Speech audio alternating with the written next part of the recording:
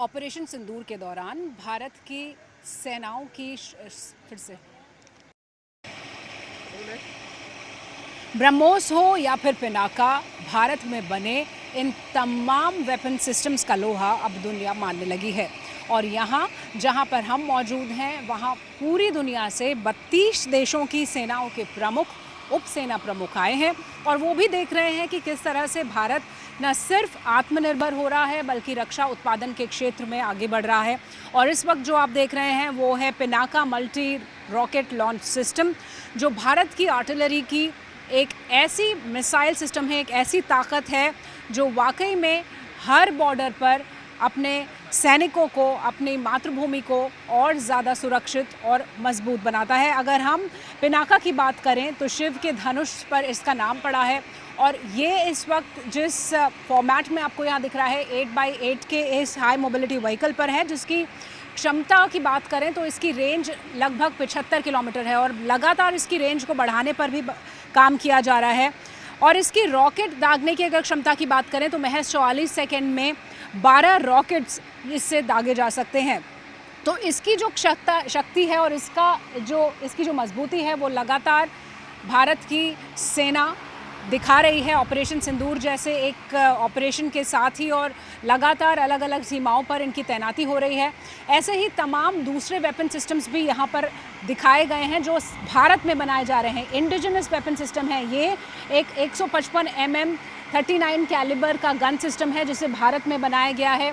और संयुक्त राष्ट्र जो ट्रूप्स हैं, जो कंट्रीब्यूट करते हैं देश, उन सब के चीफ्स जब यहाँ पर आए हैं तो वो भी देख रहे हैं कि भारत आखिर क्या क्या बना रहा है, किस तरह से न सिर्फ अपनी सरहदों को सुरक्षित रख रहा है बल्कि यूनाइटेड नेशंस में भी डिप्लॉयमेंट के लिए जो व्हीकल्स हैं, जो साजो सामान हैं, वो यहाँ पर न सिर्फ भारत में बने हैं, ये यूएन में भी दिए जाते हैं अपने सैनिकों को और जहाँ जहाँ पर मिशंस हैं। तो ये सब कुछ, ये चाहे गरुड़ व्हीकल हो, चाहे दूसरे व्हीकल्स हों, एम्बुलेंसेस हों या फिर पेट्रोल करने के लिए जो कॉन्फ्लिक्ट जोन्स में जाते हैं हमारे पीस कीपर्स, उनके लिए हो, ये सारे वेपन सिस्टम्स यहाँ पर रखे गए हैं। और ये जो प्रदर्शनी है इसकी सबसे ख़ास बात ये है कि ये भारत में बने हुए वेपन्स और प्लेटफॉर्म्स को दिखा रही है। इसके अलावा तमाम ऐसे वेपन सिस्टम्स हैं जो जल्द ही इंडक्ट किए जाएंगे, भारतीय सेना का हिस्सा बनेंगे, और तमाम ऐसी कंपनियां जो इन्हें बना रही हैं वो यहाँ पर मौजूद हैं। और आप कहाँ से आए हुए हैं सर, अगर आपसे जानना चाहें क्या आप भी यहाँ पर कुछ प्रदर्शित करें? हाँ, ये व्हीकल है, ये ग्लोबली लीडिंग प्लेटफॉर्म है, only platform in the world जो इलेक्ट्रिक स्टेल्थ ऑपरेशंस के लिए काम में आता है। सो अभी व्हीकल पूरी ऑन है एंड 400 हॉर्स पावर में ऑन है ये, और इतनी ही शांत रहती है ये चलते हुए। आवाज़ नहीं आ रही है इसमें से? बिल्कुल एकदम जीरो आवाज़ पे। खास तरह के कॉन्फ्लिक्ट जोन्स के लिए बनाई जा रही है जी, मल्टी रोल व्हीकल है, सो डेजर्ट, माउंटेन्स, जंगल्स, हर जगह ये एप्लीकेबल है। तो ये अभी सर्विस में है या इंडक्शन इसका बचा है? सो हम लोग आइडेक्स अवार्ड विनर्स हैं, तो ये अभी कैपिटल रूट से इंडक्शन में प्रोसेस चालू है। बहुत सारे रिप्रेजेंटेटिव्स आए हैं पूरी दुनिया के, वो देख रहे हैं, क्या रिएक्शंस रहते हैं उनके, कितने इम्प्रेस हो रहे हैं भारत की शक्ति से? नहीं, एब्सोल्युटली। देखिए, जो अभी गवर्नमेंट पॉलिसीज़ निकली हैं, गवर्नेंस पॉलिसीज़, जिसके तहत हम नेट इम्पोर्टर्स थे, अब हम टेक्नोलॉजी एक्सपोर्टर्स बन गए हैं, क्योंकि सारी टेक्नोलॉजीज़ जो आप देख रहे हैं वो सारी टेक्नोलॉजीज़ भारत में बनी है एंड भारत के लोगों ने बनाई है and it is for the world and class leading technologies हैं। आपकी कंपनी का और आपका नाम जानना चाहिए? मैं सिद्धार्थ बागरी, कंपनी का नाम है Atima corporation, it's a subsidiary of our startup Praveg. जी। तो भारत में बहुत सारे स्टार्टअप्स हैं, बहुत सारे इनोवेटर्स हैं जो रक्षा क्षेत्र से जुड़े हुए हैं और कमाल कर रहे हैं, और इसीलिए आइडेक्स अवार्ड्स जैसे शुरुआत की गई है, उनको सम्मानित किया जा रहा है, एक्नॉलेज किया जा रहा है।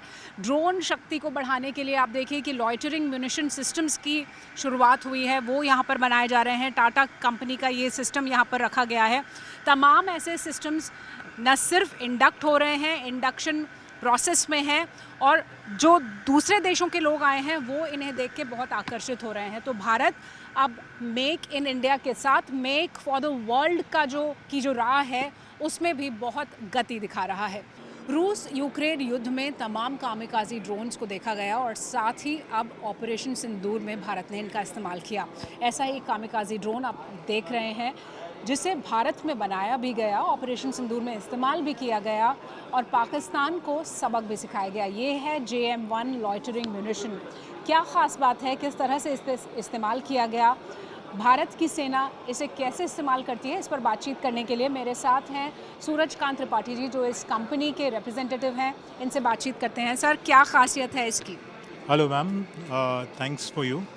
ये हमारा कामिकाज़े ड्रोन है जो कि इंडियन आर्मी को ऑलरेडी हमने सप्लाई किया। अराउंड 400 ऑलरेडी डिप्लॉयड हैं एंड बेसिकली ये आपने दुश्मन के टारगेट को, जो हमें पता होता है कि ये लोकेशन में है, तो हम लैट लॉन्ग डालते हैं और उसके बाद ये हमारा सीधा टारगेट पे अटैक करता है। It is anti personal loiter munition. तो 5 kg इसका 500 ग्राम्स इसका वॉरेड वेट होता है। न्यूमेटिक लॉन्च है और कम्प्लीटली सबसे बड़ी अच्छी बात यह है मैम कि इस टाइम पे हम आत्मनिर्भरता को प्रमोट कर रहे हैं, गवर्नमेंट प्रमोट कर रही है और इसके दौरान में हमने अपने खुद के इंडिजनाइज है ये पूरा का पूरा ड्रोन सिर्फ। और सबसे इम्पॉर्टेंट चीज़ ये है कि अब जब भारत आत्मनिर्भरता की तरफ जा रहे हैं, हमें दूसरे कंट्रीज़ के ऊपर डिपेंड नहीं करना पड़ेगा। सर, ऑपरेशन सिंदूर में इसका इस्तेमाल किया गया था? Ma'am definitely it was deployed with them. ये उन लोगों के साथ में रहा है और ऑब्वियसली मैं I can not disclose it कि कौन कौन से उन्होंने ऑलरेडी इनसे पहले भी हमारा कवरेज में आया है कि इट वाज यूज्ड। अच्छा, तो ये भारत के लिए बनाया जा रहा है। 400 आप कह रहे हैं कि आप दे चुके हैं, क्या Yes, ma'am. क्या और ज़्यादा ऑर्डर्स इसके आने? यस मैम, अभी हम लोग इन फ्यूचर अराउंड 260 और हमारा अभी ऑलरेडी हमें कॉन्ट्रैक्ट मिल चुका है। Will be deploying delivering it by next 2 or 3 months। Thank you so much for speaking to us.